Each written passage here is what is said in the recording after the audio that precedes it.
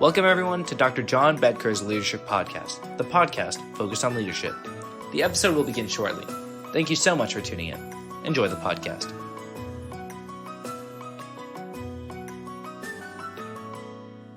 Welcome everyone. Thank you so much for tuning in to the Dr. John Bedker Leadership Podcast. I'm your host, John Bedker. Today, a very important topic, women in leadership. It's a topic that doesn't get much attention, certainly not enough attention, but today we're going to spend some time on it because of those very reasons. It is important and they bring so much to the art and practice of leadership. Take two different axes of discussion today, talking about women in leadership. One, I'm going to talk about a film, one you might know about, a real-life example, a real story about real women doing unbelievably incredible, excellent leadership at their employer. Second, we're going to talk about some scholarship, some data, some research, as we always do, to understand the underlying theory of this and what the research shows us about what women in leadership bring to the art and practice of leadership. Okay, so let's get to that first part, this real life story. We're going to talk about a movie. The movie is called Hidden Figures. It's also a book. In fact, both the book and the movie came out in 2016 by Margot Lee Shetterly. Now, Margot Lee Shetterly has done an incredible story here in this book and in the movie. Those of you who may have seen the movie know what I'm talking about exactly. Those of you that haven't, I certainly would recommend it to you. It really is an excellent movie in its own regard, but certainly an excellent movie about women in leadership. Okay, how good was it? Let's talk about that. 3 Academy Award nominations for this movie, including Best Picture, Best Screenplay, and the Best Supporting Actress, one of the women. Okay, so that's what we're going to talk about first, Hidden Figures. What was it about? What did they do? How does it tell that story of excellence in women in leadership? Well, the movie follows the lives of 3 women, actually lots of women, but 3 in particular, Dorothy Vaughan, Mary Jackson, and Katherine Johnson. Now, these women had extraordinary qualities, extraordinary traits. Certainly their intellect, they were bright, incredibly bright. But in addition, they had excellent leadership skills, what I call often leadership core competencies. And I'm going to talk about some of them here in the next few minutes. But these women had this incredible combination of intellectual talent and leadership talent, and they brought that to their work. They worked at NASA, at Langley. They were contributors to the first American going into space. And that's what the story Hidden Figures is about, is these people that you don't know so well, you don't know so much. These women that were working in the computing section at NASA Langley. Okay, one of the first characters, Dorothy, as I've mentioned, Dorothy Vaughan was her real life name. Dorothy, she led by example. There you go, right off the bat, an important leadership core competency, lead by example. But how she went about doing it is what really distinguishes her, what makes her excellent, and that is she did it by inspiring her team. Now think about the time and place long ago before we went into space. Langley in Virginia, the NASA facility there, the computing facility where work was done manually. Pencils, paper, sort of longhand division, if you will, longhand multiplication. Well, a group of women, and let's be honest, black women living in segregated Virginia at the time. They were the ones unknown in a different building, unconnected to the largely male-dominated engineering force next door. They were the computers. Dorothy became the manager of the computers. And she did this by not only demonstrating her computational intellect, but her leadership intellect. And in the movie, when she eventually gets promoted to manager of the computing section, she says she would not accept the promotion unless her team came with her. All of these other black ladies. NASA relented, let her do it. Well, what about the intellect part? She realized that the computations necessary to launch a man into space were not only complex, but huge, in that they required much, much more capacity than the speed at which a human being could conduct computations. So she sought out and learned about this new world, a world computers. We think about that as commonplace today. But back then, no, it was not. There was a new computer language. It was called Fortran. Some of you may know that name. She became an expert in Fortran, and she taught it to all of those on her team.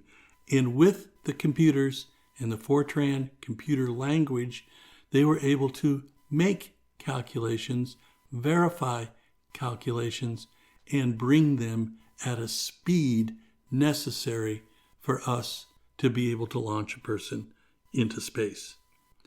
All right, so what we learn? Leading by example. Doing it by inspiring her team. They all had intellect, and all they needed was someone to guide them, to spur them on, to motivate them and train them. She was a real leader. Great leaders do take a stand for their team when the situation demands it.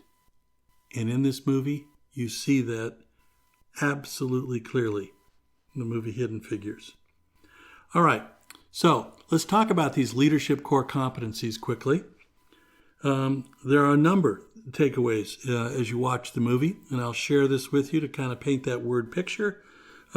Great leaders help others succeed. You can see how Dorothy not only taught her team, but brought her team along and said, I would not accept that promotion without my team coming with me. Great leaders help others succeed. Never fear that you can be the first. You can. No one had ever used a computer before. No one had ever had a group of black women be the responsible computational force. Holy cow. It really incredible. But she was not fearful. She was not hesitant. She was not reluctant. As she said, you to her team, you can be the first. And what's that lesson that we take away? And we can do this today as well. Whether it's societal or business, whatever those norms are that we're used to or comfortable with, they don't make wrongs right. Okay?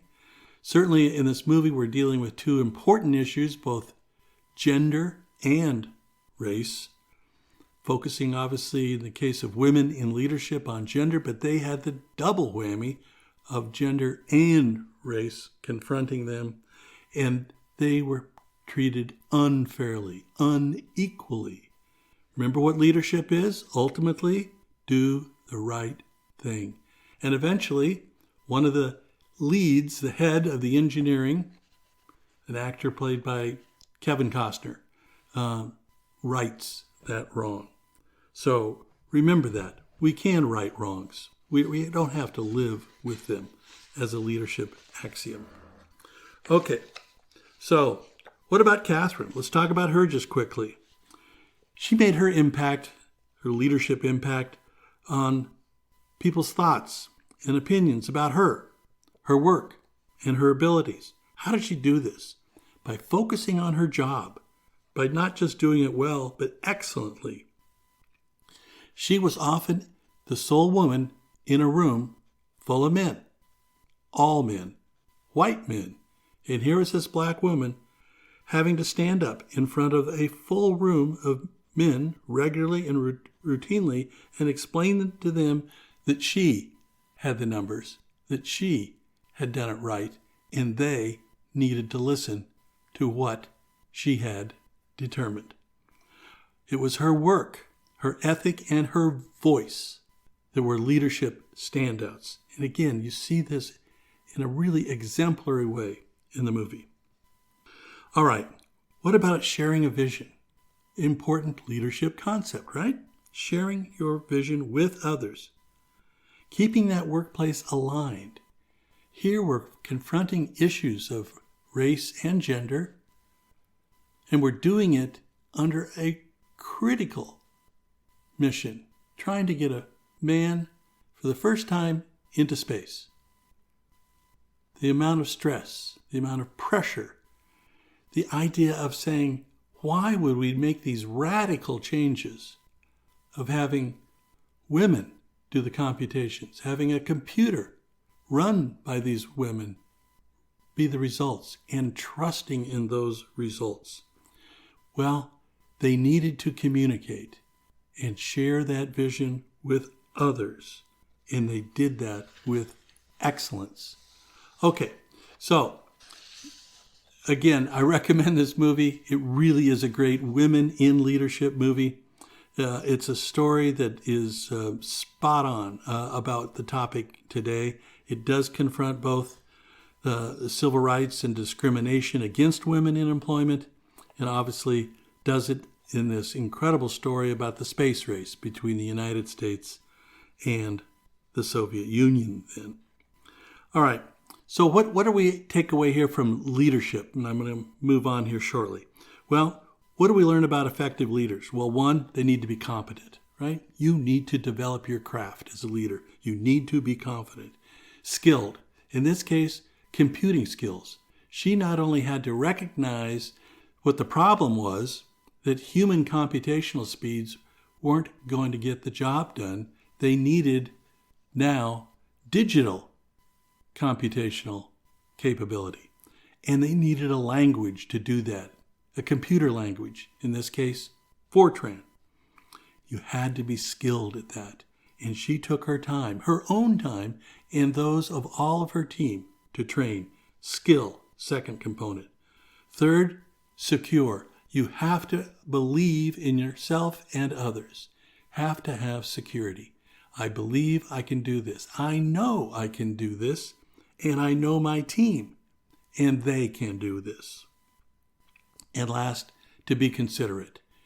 Oftentimes, these were women standing alone in a room full of men, women placed in subordinate conditions, buildings, separate bathrooms, no dining, a number of really unequal environmental issues they had to confront. But nonetheless, they would still walk in and be considerate. They would say, we have computed the numbers. We have checked the numbers. Here are the numbers. Do you have questions? And when they would ask, they would be kind. They would be nice, even though people were looking at them in a very disparaging way. Now that changed over time when their intellect and leadership excellence came through. All right, so there's a whole bunch of takeaways there for women in leadership from the movie Hidden Figures. It's a wonderful movie about women in leadership, a real life story. Let's talk about some of these female leaders, what makes them strong, what separates them from men. And there are separations. There are things that women have that bring to the party, so to speak, that men just don't have. I don't have. They have unique talents and abilities. Let me just touch on a few. Strong female leaders find the opportunities for improvement. They do that by continuing to seek input from others. They're better at this than men. Research shows that. Strong female leaders keep an open mind. Well, how many leaders can you think of? People in charge, your bosses, former bosses who, my way or the highway. I know the right way. I want you to come around to my way of thinking, rather than saying, is there a better answer? Do I have an open mind? Can I look at this from a variety of angles? Are we asking the right questions at the right time?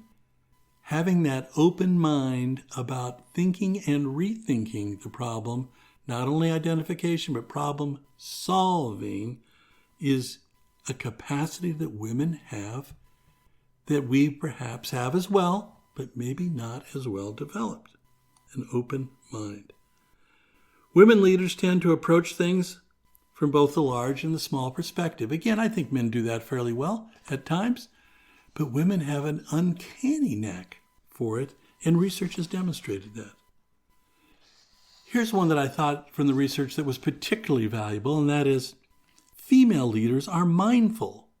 So in our constantly connected culture, we can't understate this more. We really and truly need to be mindful. Strong female leaders often meditate or practice the art of mindfulness, reflection, whatever it may be, however they might do it, but they're particularly good at being mindful, more so than men.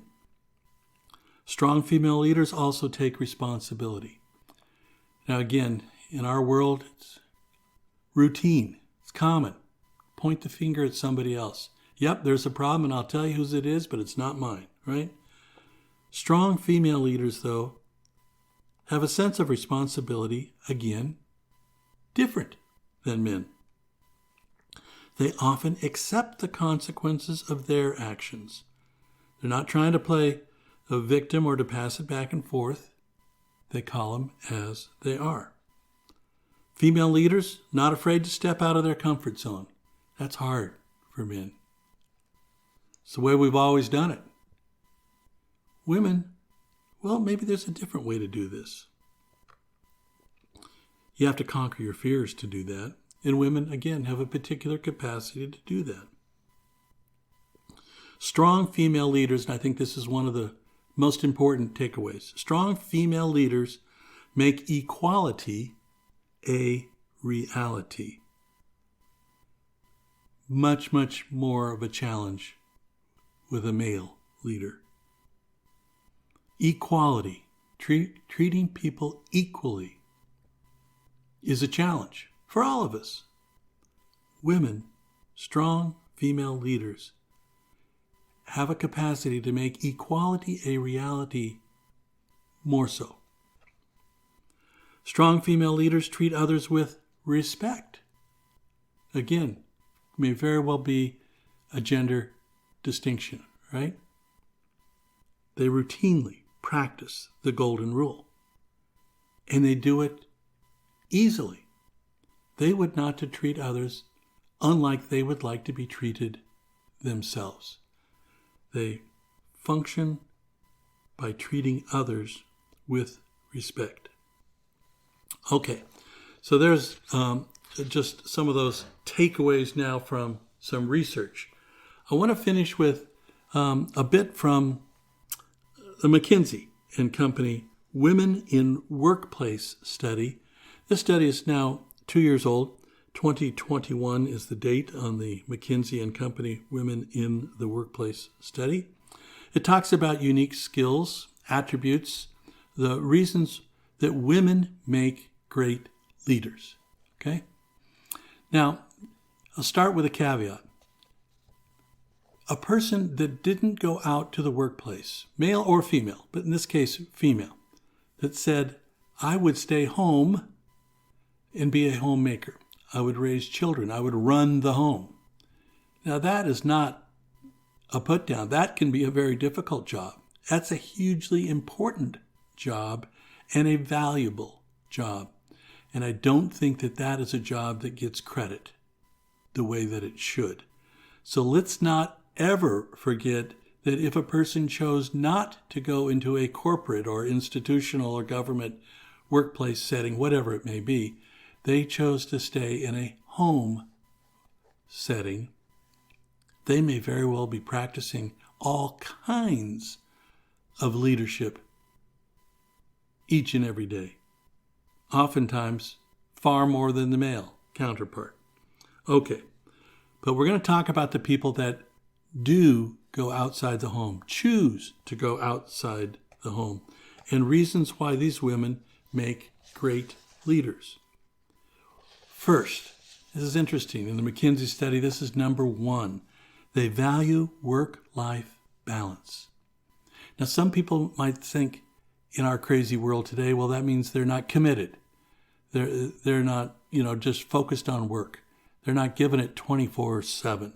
Well, what we find out is that people burn out. Certainly in the pandemic, we saw that firsthand, particularly with healthcare workers, educators, others, essential workers.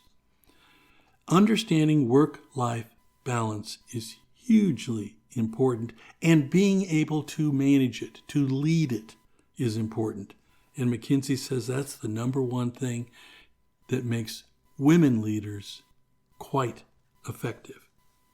Second, women leaders are more inclusive, according to McKinsey. More inclusive.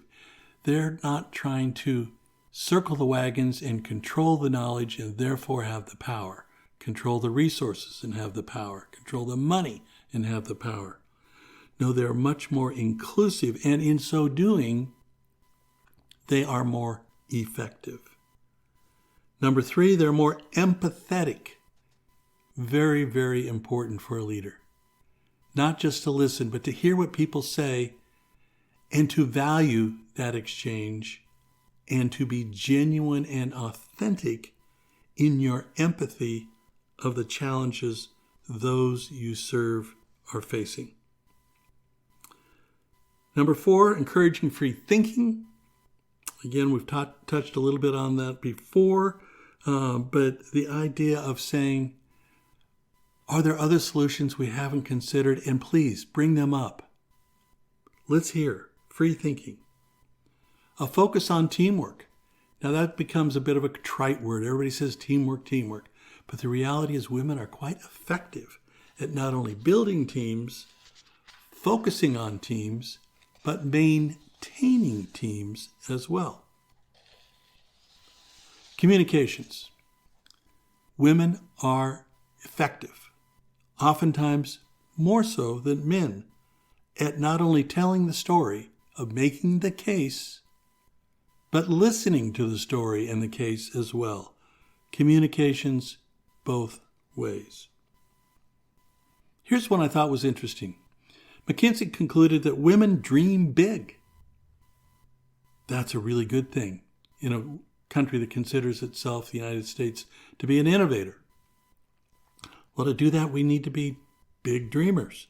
Women have a keen capacity to do that. What about in a crisis?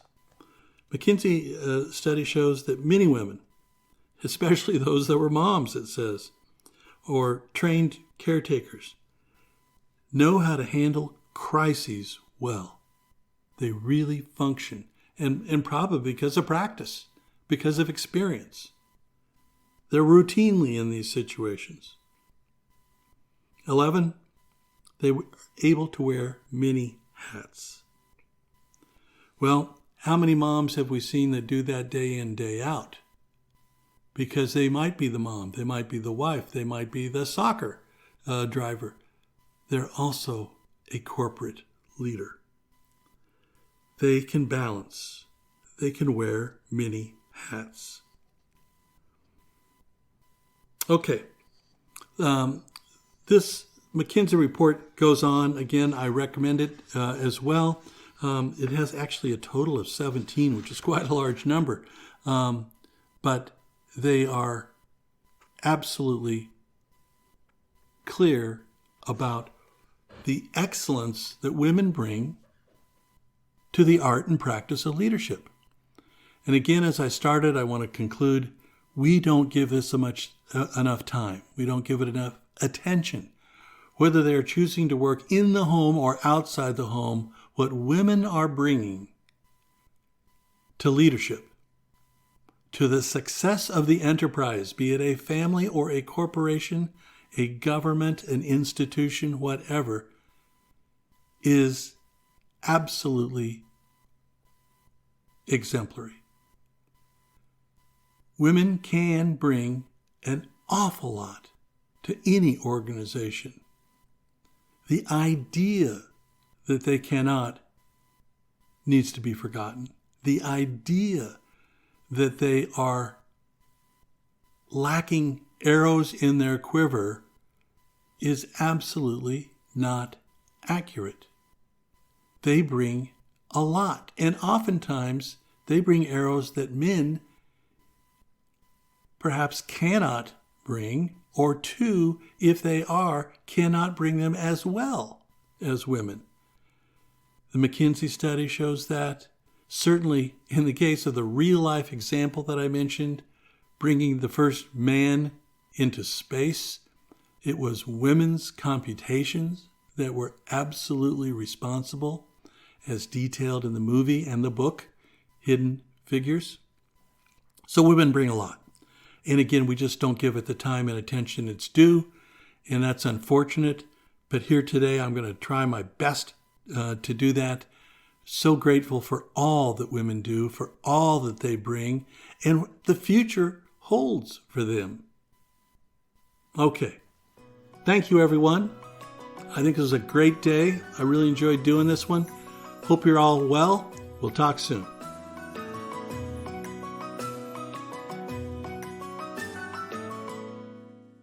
Thank you for tuning in to Dr. John Bedker's Leadership Podcast. We hope you enjoyed this episode. Please tell your friends, and, of course, please follow our podcast and subscribe. Thank you again for tuning in.